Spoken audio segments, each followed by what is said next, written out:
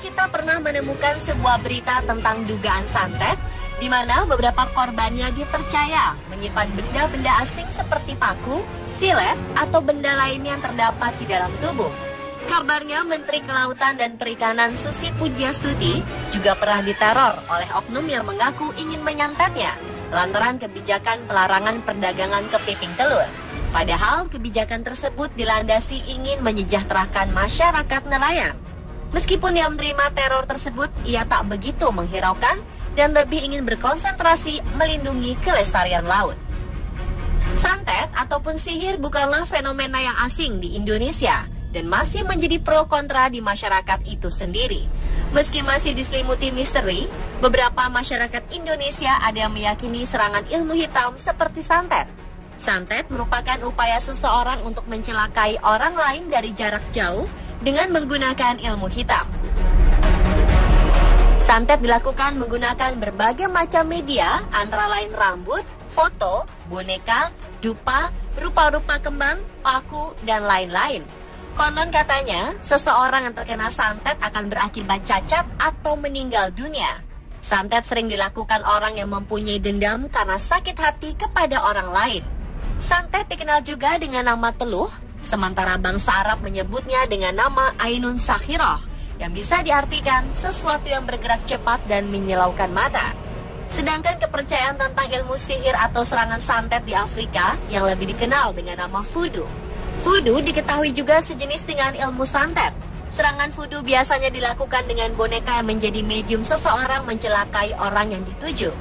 Bagaimana jarum yang ditusuk ke boneka, sakitnya bisa dirasakan oleh orang yang dituju.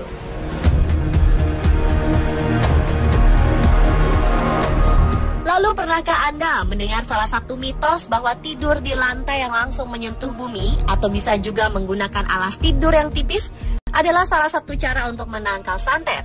Ternyata anggapan tersebut bisa dijelaskan secara ilmiah dengan ilmu fisika.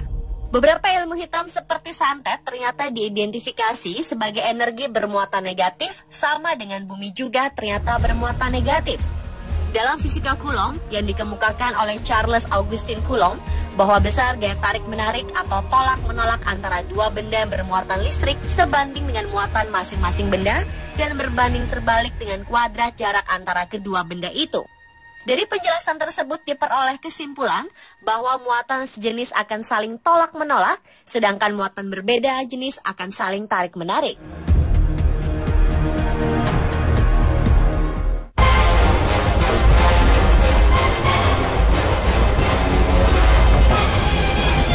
Beberapa orang memang mempercayakan pengobatannya ke dukun, namun tak jarang juga mereka terjebak dalam praktek dukun palsu dan puluhan hingga ratusan juta rupiah pun melayang. Seperti yang pernah dialami seorang ibu rumah tangga di Banjarmasin, Kalimantan Selatan. Seorang dukun palsu memerasnya hingga mengeluarkan uang sebesar 170 juta rupiah. Mulanya si ibu meminta bantuan tersangka dukun palsu itu untuk mengobati penyakit yang dideritanya.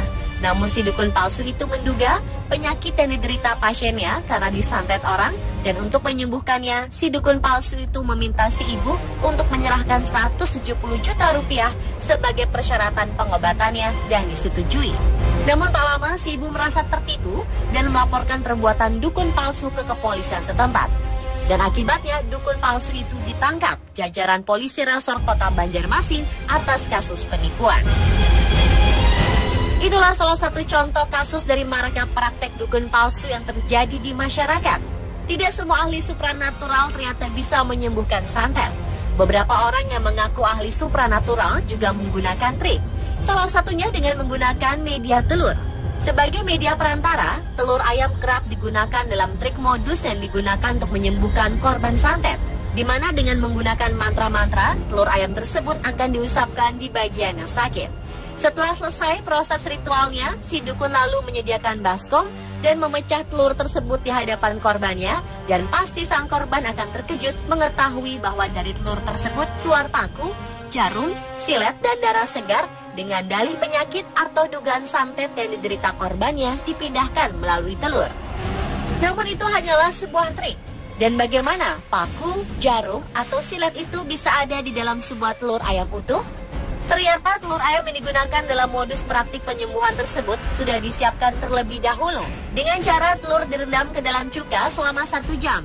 Oleh karenanya, bagian telur yang direndam akan menjadi lembek dan dari situlah dimasukkan jarum, paku atau silet yang sudah ditambah obat merah atau darah ayam yang disuntikan lewat celah tersebut sehingga akan terlihat nyata bila nantinya dibuka dalam proses penyembuhan.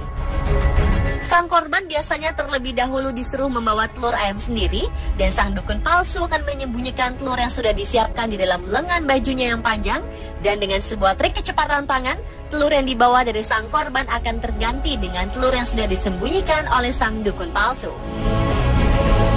Dengan meminta bayaran sejumlah uang adalah salah satu penipuan yang paling kentara. Itu yang tidak bisa disembunyikan oleh orang-orang yang menggunakan dukun sebagai modus penipuan terhadap orang-orang yang percaya akan kekuatan supranatural ini.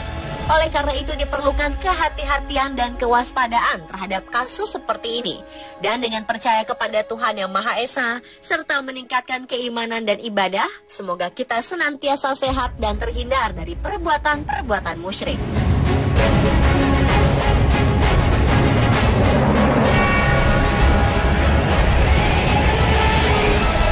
Keluar paku, jarum, silet, dan darah segar dengan dalih penyakit atau dugaan santet yang diderita korbannya dipindahkan melalui telur. Namun itu hanyalah sebuah trik.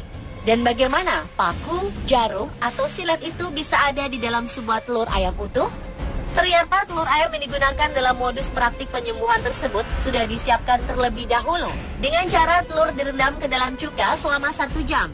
Oleh karenanya, bagian telur yang direndam akan menjadi lembek dan dari situlah dimasukkan jarum, paku atau silet yang sudah ditambah obat merah atau darah ayam yang disuntikan lewat celah tersebut sehingga akan terlihat nyata bila nantinya dibuka dalam proses penyembuhan. Sang korban biasanya terlebih dahulu disuruh membawa telur ayam sendiri dan sang dukun palsu akan menyembunyikan telur yang sudah disiapkan di dalam lengan bajunya yang panjang dan dengan sebuah trik kecepatan tangan, telur yang dibawa dari sang korban akan terganti dengan telur yang sudah disembunyikan oleh sang dukun palsu. Dengan meminta bayaran sejumlah uang adalah salah satu penipuan yang paling kentara. Itu yang tidak bisa disembunyikan oleh orang-orang yang menggunakan dukun sebagai modus penipuan terhadap orang-orang yang percaya akan kekuatan supranatural ini. Oleh karena itu diperlukan kehati-hatian dan kewaspadaan terhadap kasus seperti ini. Dan dengan percaya kepada Tuhan Yang Maha Esa, serta meningkatkan keimanan dan ibadah, semoga kita senantiasa sehat dan terhindar dari perbuatan atau serangan santet di Afrika yang lebih dikenal dengan nama voodoo. Voodoo diketahui juga sejenis dengan ilmu santet. Serangan voodoo biasanya dilakukan dengan boneka yang menjadi medium seseorang mencelakai orang yang dituju. Bagaimana jarum yang ditusuk ke boneka, sakitnya bisa dirasakan oleh orang yang dituju.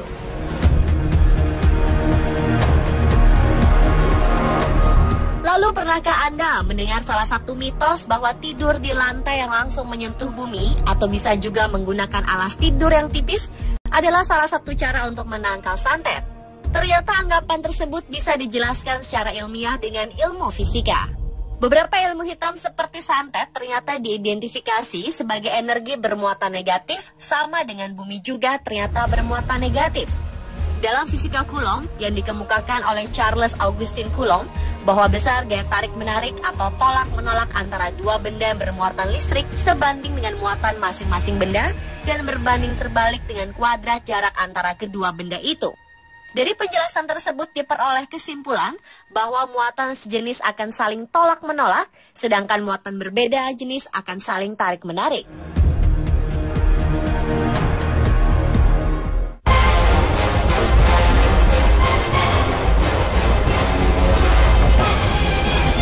Beberapa orang memang mempercayakan pengobatannya ke dukun, namun tak jarang juga mereka